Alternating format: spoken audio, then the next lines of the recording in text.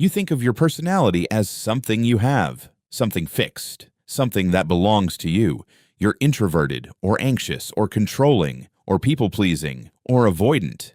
And you've always been this way. It's just who you are. Here's the uncomfortable truth. Most of what you call your personality is not who you are. It's what you built, very early, under conditions you didn't choose, to survive an environment you couldn't leave. And the most disturbing part?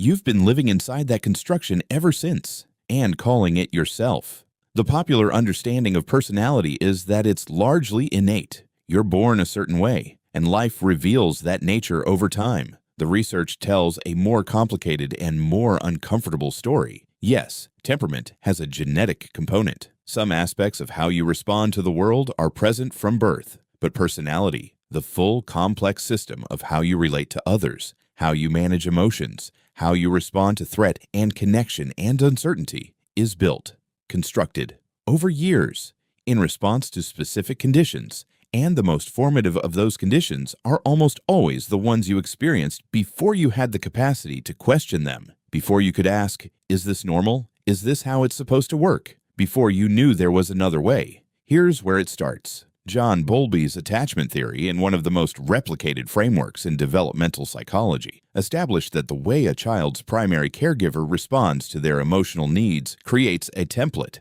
not just a memory, a template, a working model of how relationships work, how safe the world is, how reliable other people are, and how worthy of love the child is. This template doesn't stay in childhood. It travels into every significant relationship, into how you respond to closeness, into what you do when someone gets too near or pulls too far away. The anxious person who needs constant reassurance is running a template built with an inconsistent caregiver. The avoidant person who shuts down when things get intimate is running a template built with a caregiver who responded to vulnerability with withdrawal. The person who cannot trust that good things last is running a template built in an environment where they didn't. You didn't choose your attachment style. It was built for you by the earliest emotional environment you inhabited, and then it became what you call your personality. Here's the biological layer, and it's more literal than most people realize. The human nervous system is not finished at birth.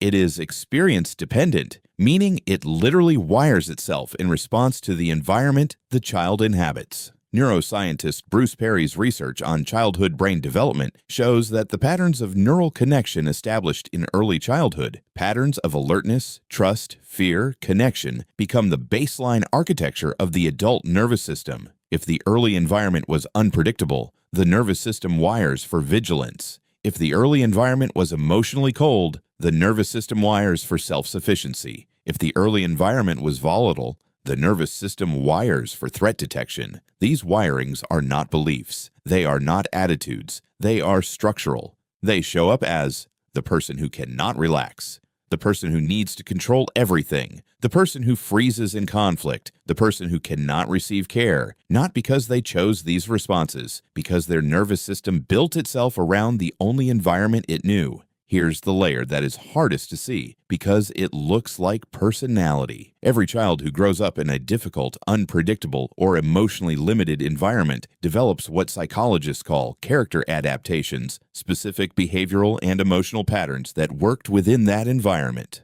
The responsible one, because someone had to be. The funny one, because humor deflected the tension. The invisible one, because being noticed was dangerous. The perfectionist, because being perfect was the only way to feel safe. The helper, because being needed was the only reliable source of connection. These adaptations were intelligent. They were creative. In the environment where they were built, they were necessary. And they worked so well and were reinforced so consistently that they stopped being strategies. They became identity.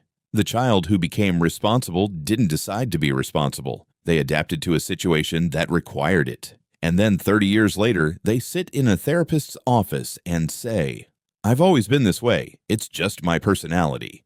No, it's your survival strategy, wearing the costume of a personality. Here's the mechanism that locks it in. Once a personality pattern is established, once the nervous system, the attachment template, and the character adaptations have all converged into a coherent way of being, the brain does something that makes it almost impossible to change. It starts confirming it. Psychologists call this confirmation bias applied to identity, the tendency to interpret every new experience through the lens of the existing self-concept and to filter out anything that contradicts it. The person who believes they are unlovable finds evidence everywhere. The relationship that didn't work, the friend who drifted, the compliment they assume was insincere. The person who believes they must control everything finds evidence everywhere. Every situation where letting go led to difficulty, every moment where their vigilance paid off.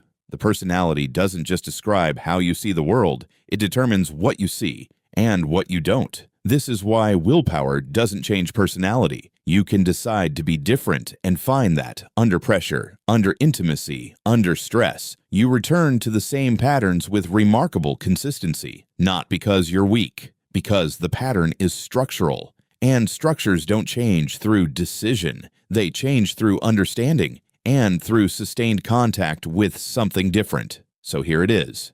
The person you think you are, introverted, controlling, anxious, avoidant, pleasing, perfectionistic, is not your true self. It is the self that was constructed in response to specific early conditions. And here's the most important thing to understand about that. It was the right construction for the environment it was built in. The anxious person wasn't wrong to be anxious. Their environment warranted vigilance. The avoidant person wasn't wrong to protect themselves. Closeness had a cost in their world. The controller wasn't wrong to need control. Their world was genuinely unpredictable. Every adaptation made sense. Every pattern was intelligent. But you are not living in that environment anymore. And the personality that was built to survive it is now being applied to a world that has different rules.